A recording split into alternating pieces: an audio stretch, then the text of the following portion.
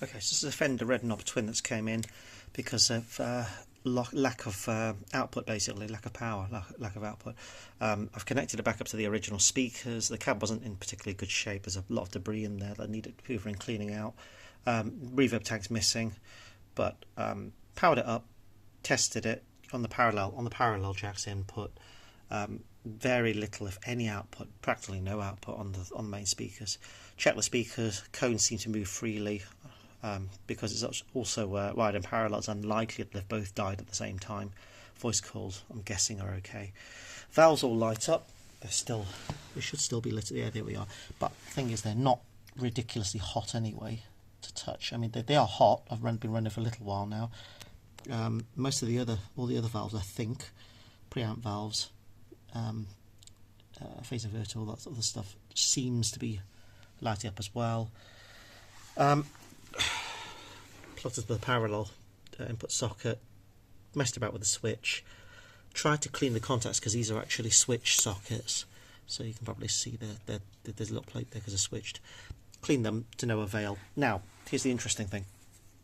This amp was worked on by a tech previously, not that long ago apparently. Now, they've done a load of work on it, and they said in their words, they said they've changed all the capacitors. They haven't changed all the capacitors. They've changed some of these big ones. I want to see, so we'll focus. There we go. So these high voltage big ones, these 500 volt things, axial things, they are slightly harder to get. They're not difficult, not really difficult, but you can't just buy them from most places for super cheap.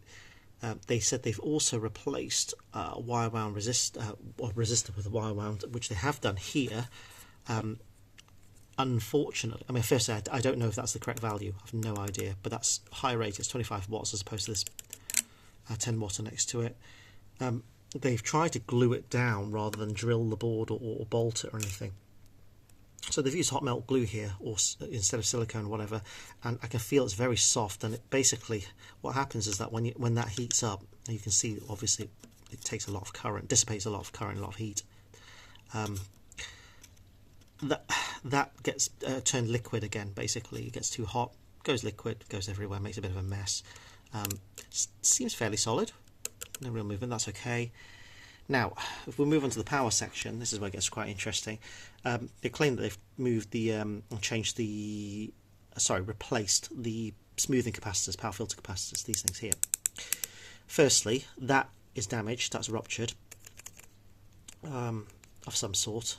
It could have, I don't know, it could have been internally damaged, that's probably why, but there's a whopping great big ding in there. Secondly, the originals, and I remember doing this on previous ones, you can see on their original capacitors, like these grey IC ones, they're affixed using particular silicone. Okay, so it keeps them nice and stable, but it also means that that's heat resistant. These ones have been hot glued down again. That looks like different hot glue to that. So it stands to reason that's probably done at a different time, maybe, I don't know. But if you look at that, that's actually not doing anything. It's not actually sticking to the caps or anything like that. And moreover, it doesn't. They've tried to hot glue it onto the existing silicone rather than actually clean it off or whatever. And again, that doesn't really do anything. It doesn't hold it still because hot glue doesn't really adhere to silicone all that well, if at all. That resistor's been changed. You can tell because the original cement flame-proof ones, you can still see there's actually quite a lot of cement dust everywhere, really. Normally we clean that off using alcohol. Haven't tested the capacitance values or anything like that yet, or check for leakage or rupturing for these things, but they look all right. I mean, I've done these before as well previously, and they're normally quite healthy. They're okay. They look fairly modern.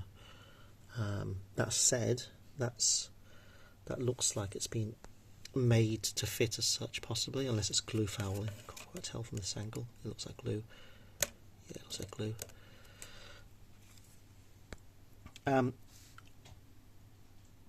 There was also supposed to have been a jack socket that's been changed. I can't actually see which one. I mean, all these sockets look old. I've not flipped this over yet, but again, I can't quite tell. But just looking at just looking at the things, I mean, they don't look too bad, they look all right. But if you look at the preamp side, let's see if I can get around here. If you look at the preamp side, or the front of the amp even, they don't look like they've been moved since the amp was built. I'll be honest with you, they look pretty solid, seized. As do switches and stuff like that. Switches seem to be okay, so it's not obviously not coming up with a bad contact or anything by the looks of it. They seem alright. Yeah, so I'm going to try and find out why this is not this isn't really producing any sort of output